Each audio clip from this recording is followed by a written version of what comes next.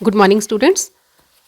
आज हम जो टॉपिक पढ़ने जा रहे हैं उसका शीर्षक है फर्टिलाइजेशन यानी निषेचन। हमने इसे पूर्व के चैप्टर्स में पढ़ा कि एंथर्स में किस प्रकार से पोलन ग्रेन्स बनते हैं और उन पोलन ग्रेन्स में कौन कौन सी सेल्स होती हैं। आइए थोड़ा सा रिवाइज करते हैं। जब एंथर्स पर पोलन ग्रेन गिरते हैं तो उन पोलन ग्रेन्स में दो प्रकार की कोशिकाएं होती हैं। एक होती है जनरेटिव सेल और दूसरी होती है ट्यूब सेल। जनरेटिव सेल दो नर युग्मक का निर्माण करती है। एंजियोस्पर्म्स में फीमेल गैमेटोफाइट ओव्यूल के अंदर सिचुएटेड होता है जो कि स्टिग्मा से दूर होता है। हमने अपने डायग्राम्स में देखा हुआ है कि यहाँ पर स्टिग्मा है, ये स्टाइल है और यहाँ पर जो है ये ओवरी है। तो इस प्रकार से एक डिस्टेंस है यहाँ से यहाँ का। पोलन ग्रेन्स यहाँ स्टिग्मा पर आते हैं, यहाँ स्टिग्मा पर आते हैं। तो देयरफॉर मेल गैमीट्स जो हैं उन्हें फीमेल गैमेटोफाइट तक या ओव्यूल तक पहुँचाने के लिए, उनको ट्रांसपोर्ट करने के लिए कुछ आवश्यकता होती है। आवश्यकता क्या होती है? यहाँ पर जो पोलन ग्रेन जर्मिनेट होंगे वो एक पोलन ट्यूब बनाएंगे। ये पोलन ट्यूब जो है वो यहाँ तक एंटर करती है। यानी कि in order to transport male gametes into the female gametophyte, pollen produces a pollen tube on the stigma. यहाँ पर स्टिग्मा पर पोलन ट्यूब का निर्माण होता है। इस पोलन ट्यूब के अंदर दो मेल गैमीट्स हैं। वो इस पोलन ट्यूब के थ्रू स्टाइल से होते हुए, ये पोर्शन स्टाइल है, ये स्टिग्मा है, ये ओवरी का पार्ट है। तो ये पोलन ट्यूब जो है वो स्टाइल के थ्रू होते हुए ये ओव्यूल के अंदर एंटर करती है। और सामान्यतः ये माइक्रोपाइल के थ्रू एंटर करती है। यहाँ आकर ये दोनों मेल गैमीट्स अपने रिलीज कर देगी और इस एम्ब्रियो सैक के अंदर ये दोनों मेल गैमीट्स जो है छोड़ देती हैं। तो इन दो गैमीट्स में से एक मेल गैमीट एग के साथ संलयित होकर या फ्यूज होकर जाइगोट का निर्माण करता है। This fusion of male and female gamete is known as fertilization. Male gamete जो एग के साथ फ्यूज होता है, इस प्रोसेस को हम निषेचन कहते हैं या हम फर्टिलाइजेशन कहते हैं। इस प्रक्रिया का जो आविष्कार है वो स्ट्रेसबर्गर ने 1884 में किया। एंजियोस्पर्म्स में फीमेल गैमेटोफाइट, मैंने आपको बताया कि स्टिग्मा से दूर ओवरी में ओव्यूल्स के अंदर होता है। मेल गैमीट्स को एग तक पहुंचने के लिए एक विशेष प्रकार की स्ट्रक्चर की ज़रूरत होती है। तो पॉलिनेशन के पश्चात जो पोलन ग्रेन्स या मेल गैमेटोफाइट स्टिग्मा पर एकत्रित होते हैं, शेड होते हैं, वो फर्टिलाइजेशन के लिए उनका स्टिग्मा की सरफेस से जर्मिनेशन के बाद ओव्यूल तक पहुंचना बहुत ज़रूरी है। तो अंकुरण जब उनका जर्मिनेशन होगा वहाँ पे पोलन ट्यूब बनेगी और इस पोलन ट्यूब में मेल गैमीट्स होंगे और ये वाया स्टाइल होते हुए फीमेल गैमेटोफाइट में जो एग सेल है उन तक पहुँचने में ये पोलन ट्यूब जो है वो हेल्प करती है। इस प्रकार से जो फर्टिलाइजेशन का प्रोसेस है वो बाकी सारे फैक्टर्स के साथ साथ पोलन ग्रेन्स और स्टिग्मा की जो सिचुएशन है उसकी कंडीशन पे भी अफेक्टेड होता है या उससे भी प्रभावित होता है। तो ये मैंने आपको बताया कि ये पार्ट जो है वो सामान्यतः माइक्रोपाइल के थ्रू एंटर करता है। अब बात करते हैं दूसरे मेल गैमीट की। दूसरा जो मेल गैमीट है, जो नर युग्मक है, वो बाकी के जो दो ध्रुवीय केंद्रक या दो पोलर न्यूक्लियाई हैं उनके साथ फ्यूज़ होता है और ये एक ट्रिपल फ्यूजन न्यूक्लियस बनाता है। ठीक है, ये ट्रिपल फ्यूजन न्यूक्लियस जो है वो प्राइमरी एंडोस्पर्म न्यूक्लियस कहलाता है या हम इसे प्राथमिक भ्रूणपोष केंद्रक कहते हैं। ये देखिए यहाँ पर ये यहाँ जर्मिनेट हुआ पोलन ग्रेन और ये जो है वो इस प्रकार से यहाँ एंटर कर गई। तो इस तरह से ये इसकी सरफेस के ऊपर जर्मिनेट होते हैं जो ये वो हैं पोलन ग्रेन्स हैं। तो इस प्रकार से पराग कणों का या पॉलन ग्रेन्स का अंकुरण स्टिग्मा की सरफेस पर होता है। स्टिग्मा पर ये पोलन ग्रेन्स को स्टेबल रखने के लिए या चिपकाने के लिए उस स्टिग्मा का रिसेप्टिव होना बहुत ज़रूरी है। और स्टिग्मा अगर रिसेप्टिव है तो ये इनका जर्मिनेशन, पोलन ग्रेन्स का जर्मिनेशन जो है वो स्टार्ट हो जाता है। जो पोलन ग्रेन के जर्मिनेशन को परसू करने के लिए, उसको स्टार्ट करने के लिए मेन रिक्वायरमेंट ये है कि उसका यानी कि पोलन ग्रेन का वर्तिकाग्र के सरफेस पर, स्टिग्मेटिक सरफेस पर उसका मतलब उसका अटैचमेंट या उसको एडहियर होना या उसका जुड़ना उससे बहुत ज़्यादा ज़रूरी है। तो कुछ प्लांट्स के अंदर स्टिग्मा एक विशेष प्रकार का स्टिकी और ऑयली जो है निस्राव या एक्सूड सिक्रीट करता है, जिसकी वजह से वो चिपचिपा हो जाता है। पिटूनिया हाइब्रिडा में इसी प्रकार का ऑयली एक्सूडेट निकलता है स्टिग्मा के सरफेस पे, जो कि चिपचिपा होता है। और अगर हम ब्रेसिका की स्पीशीज़ में देखें तो उनमें पोलन ग्रेन और स्टिग्मा की क्यूटिकल आपस में डिज़ोल्व हो जाती है और जिससे वो जो स्टिग्मा पर पोलन ग्रेन्स जो है वो चिपक जाते हैं। और दूसरा मेन फीचर क्या है कि पोलन ग्रेन का अंकुरण स्टिग्मा के ऊपर कंप्लीट पूरी तरह से हो, इसके लिए पोलन ग्रेन को जीवित रहना या वायबल रहना ज़रूरी है। यानी कि the germination of pollen grain depends upon their longevity, यानी कि वो कितने समय तक जीवित रह सकते हैं। इसके लिए उनका तभी वो, अगर वो कुछ समय तक जीवित रहेंगे तभी वो स्टिग्मा के सरफेस के ऊपर जो है वो जर्मिनेट कर सकते हैं। और तीसरा इम्पॉर्टेंट फैक्टर ये है जो पोलन ग्रेन के जर्मिनेशन को परसू करता है स्टिग्मा के ऊपर, पोलन और स्टिग्मा का इंटरेक्शन। पोलन स्टिग्मा इंटरेक्शन जो है ये भी बहुत ज़रूरी है कि उनके फेवर में हो, तभी पोलन ग्रेन्स जो हैं वो स्टिग्मा पर जर्मिनेट कर सकते हैं। अब आगे हम पढ़ते हैं कि पोलन ट्यूब की ग्रोथ किस प्रकार से होती है। पोलन ग्रेन के जर्मिनेशन के पश्चात पोलन ट्यूब का निर्माण होता है और ये पोलन ट्यूब जो है वो स्टाइल से होती हुई, यानी कि वर्तिका में वृद्धि करते हुई उसके अंदर से होती हुई फिर वो अंदर ओव्यूल के पास जाएगी। और ये डिपेंड करता है कि स्टाइल की आंतरिक संरचना कैसी है, उसकी इंटरनल स्ट्रक्चर कैसी है। ये जो स्टाइल है वो अंदर से हॉलो भी हो सकती है और ये सॉलिड भी हो सकती है। तो कुछ प्लांट्स ऐसे हैं जैसे लीलियम है, राइब्स है, इनके अंदर स्टाइल अंदर से खोखली होती है, तो इस तरह से कैविटी होती है और उस कैविटी की जो इंटरनल लेयर्स हैं उनमें सेल्स जो पाई जाती हैं वो म्यूसिली सिक्रीट करती हैं, जिससे कि पोलन ट्यूब जो है वो इजी गोइंग वे में ग्रो करती हुई अंदर तक चली जाती है। कुछ ऐसे भी प्लांट्स हैं जिनके अंदर जो स्टाइल है वो अंदर से सॉलिड होती है। तो ऐसी परिस्थिति के अंदर भी जो पार्ट वो है पोलन ट्यूब जो है उस पार्ट को पियर्स करते हुए, उसको छेद करते हुए अंदर ओव्यूल तक पहुंच जाती है। अब पोलन ट्यूब ओव्यूल में किस रास्ते से एंटर करेगी ये डिपेंड करता है कि जैसे ही पोलन ट्यूब ओवरी के पास पहुंचती है तो ये कौन से रास्ते से ओव्यूल में एंटर करेगी। It may enter the ovule through one of the following 3 routes. ये 3 रास्ते हैं ओवरी में पहुंचने के पश्चात पोलन ट्यूब का ओव्यूल में प्रवेश जो है वो आगे का प्रोसेस भी डिसाइड करता है। तो ये मोस्टली 3 मेथड्स हैं, 3 रूट्स हैं। सबसे पहले हम पढ़ते हैं पोरोगेमी के बारे में, यानी कि अंडद्वारी प्रवेश। जब पोलन ट्यूब ये सबसे कॉमन मेथड है जब पोलन ट्यूब ओव्यूल के थ्रू चली जाती है। जब पोलन ट्यूब ओव्यूल में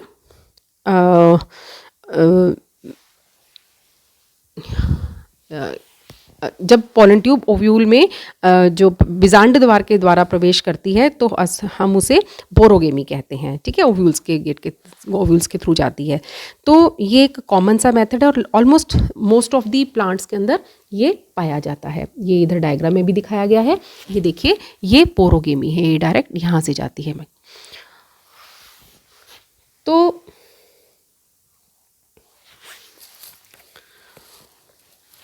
साइंटिस्ट के अनुसार जो ये एम्ब्रियोसैक का जो बीजांड द्वारी छोर है उसमें साइनर्जिड्स के फिलीफॉर्म प्रोजेक्शंस के द्वारा एक लिक्विड सिक्रीट होता है।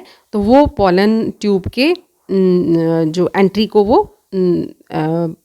एनहेंस करता है या उसकी एंट्री को पॉजिटिव बनाता है या उसकी एंट्री उसके द्वारा वो उसके लिए एक प्रवेश का एक मुख्य कारक है। सेकंड मेथड हम लेते हैं चैलेजोगेमी यानी कि निभागी प्रवेश। जब पॉलन ट्यूब चैलेजल एंड की तरफ से प्रवेश करती है, ये देखिए ये ऊपर चैलेजल एंड है और पॉलन ट्यूब यहाँ से एंटर कर रही है। तो जब ये चैलेजल एंड के थ्रू प्रवेश करती है तो हम इसे चैलेजोगेमी कहते हैं। इसमें एग्जाम्पल है कैज्यूराइना, जुगलेंस रीजिया, बेटुला एटसेट्रा। इन सब में निभागी युग्मन सामान्य रूप से पाया जाता है। थर्ड टाइप आती है मध्य प्रवेश या मीजोगेमी। इसमें इंटेग्यूमेंट्स को पियर्स करके ये ओव्यूल में प्रवेश करती है। फॉर एग्जांपल कुकुरबिटा, ये किसी भी साइड से, यहाँ देखिए ये इंटेग्यूमेंट के थ्रू कर रही है, ये यहाँ के थ्रू कर रही है, तो ये कहलाती है मीजोगेमी, ये कहलाती है चैलेजोगेमी और ये है पोरोगेमी। अब entry of pollen tube into embryo sac, भ्रूण कोश के अंदर परागनलिका का प्रवेश किस प्रकार से होता है। अब ये देखिए कि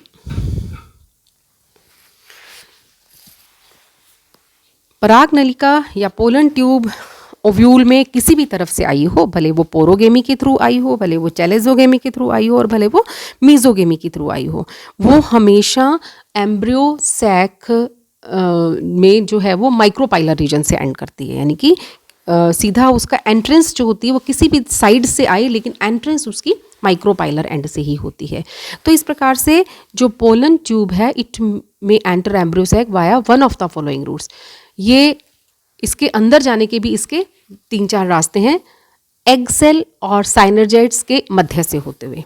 यानी कि जब एंड एग सेल और साइनर्जाइड के बीच में से निकलती है, या फिर ये एम्ब्रियोसैक की वॉल और एक वन और बोथ साइनर्जिड्स के बीच में से, या फिर ये एक साइनर्जिड, दोनों में से एक साइनर्जिड को के बीच में से निकलती है, उन दोनों के बीच में से, जैसे 1 और 2 यहाँ है, इनके बीच में से निकलती है। ऑल्दो ये डिस्टेंस बताने के लिए बट इतना है नहीं, यहाँ से बीच में से निकलती है। और या फिर ये सीधा साइनर्जिड को पेनिट्रेट करते हुए या उसको पियर्स करते हुए बीच में से निकलती है।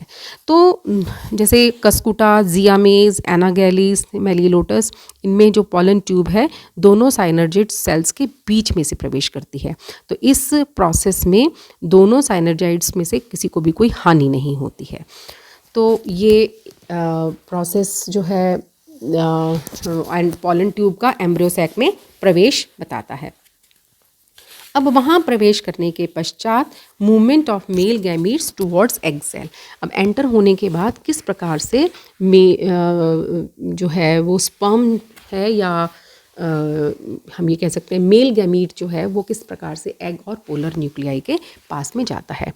पॉलन ट्यूब के जो कंटेंट्स हैं यानी कि दोनों टाइप के मेल गैमीट्स हैं वो रिलीज्ड हो जाते हैं, वन ऑफ द साइनर्जाइड्स में रिलीज हो जाते हैं।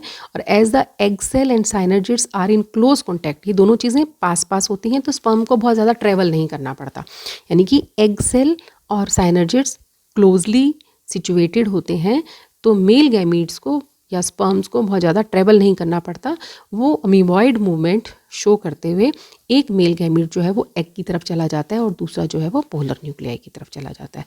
उनमें से एक जो है एग के साथ फ्यूज़ हो जाएगा और जैसे ही स्पर्म एग के साथ फ्यूज़ हो जाता है एग की रिसेप्टिवनेस जो है वो ख़त्म हो जाती है, यानी कि और किसी भी और स्पर्म को वो फ्यूज़ नहीं कर सकता। तो फ्यूज़न ऑफ गैमीट्स पढ़ते हैं हम। फ्यूज़न एक मेल गैमीट का एग के साथ जो फ्यूज़न है उसे हम सिनगैमी कहते हैं, या हम इसे ट्रू फर्टिलाइजेशन भी कहते हैं। और जो दूसरा मेल गैमीट है उसका पोलर न्यूक्लियाई के साथ फ्यूज़न जो है वो बनाता है प्राइमरी एंडोस्पर्म सेल, और ये डबल फर्टिलाइजेशन कहलाता है। As most of the embryo sacs have two polar nuclei, बहुत अधिकांश एम्ब्रियो सेक्स के अंदर दो पोलर न्यूक्लियाई होते हैं, इसलिए हम डबल फर्टिलाइजेशन का जो प्रोसेस है इसमें 3 न्यूक्लियाई इन्वॉल्व होते हैं, 2 पोलर न्यूक्लियाई और 1 मेल गैमीट, इसलिए हम इसे ट्रिपल फ्यूज़न कहते हैं।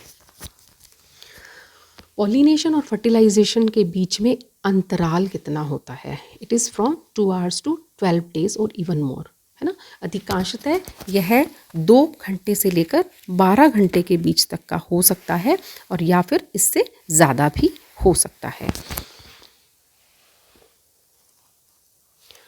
अब हम पढ़ते हैं एक्स बॉडीज़ क्या होती हैं।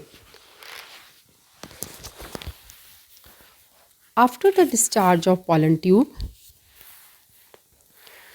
ये थोड़ा सा मैं बताना चाहूँगी आपको, परागन और निषेचन के बीच में अंतराल जो है इंटरवल है ना, मैं थोड़ा जैसे कॉन्सोलिडा अर्बेंसिस प्लांट है जिसमें 3 to 9 आवर्स का होता है, और जो ट्रिपल फ्यूज़न के बीच में 3 to 9 आवर्स का होता है। इसी प्रकार से ये ट्रिटिकम में भी 4 to 5 आवर्स का, और ट्रिटिकम एस्टाइवम में 2 से 4.5 घंटे का डिफरेंस होता है। अब डबल फर्टिलाइजेशन का सिग्निफिकेंस क्या है? जो पोलर न्यूक्लियाई दूसरे मेल गैमीट के साथ फ्यूज़ होकर एंडोस्पर्म बनाते हैं, तो एम्ब्रियो के डेवलपमेंट के हिसाब से ये जो एंडोस्पर्म है वो बहुत ही इम्पॉर्टेंट स्ट्रक्चर है। ये एम्ब्रियो के डेवलपमेंट के लिए उसे न्यूट्रिशन प्रदान करता है, ये न्यूट्रिशियस होता है, इसको न्यूट्रिशन देता है। तो अगर डबल फर्टिलाइजेशन की अनुपस्थिति में जो पोलर न्यूक्लियाई हैं उनमें एंडोस्पर्म जो है वो डेवलप नहीं होता, तो बहुत सारे साइंटिस्ट जो हैं वो डबल फर्टिलाइजेशन या फिर ट्रिपल फ्यूज़न, दोनों सेम प्रोसेस हैं, ये डबल फर्टिलाइजेशन और ट्रिपल फ्यूज़न से जो एंडोस्पर्म बनता है उसमें जो न्यूक्लियाई पाए जाते हैं वो पैटर्नल या मैटरनल क्रोमोसोम्स होते हैं, जिसके कारण एंडोस्पर्म में हाइब्रिड विगर या संकर ओज पाया जाता है। तो ये डबल फर्टिलाइजेशन से एंडोस्पर्म बनता है, विच इज़ वेरी इम्पॉर्टेंट या which is very nutritious for the developing embryo. Now what is x bodies? X bodies क्या होती हैं? ये SG नेवेस्टिन ने एक्स बॉडीज़ को रिकग्नाइज़ किया।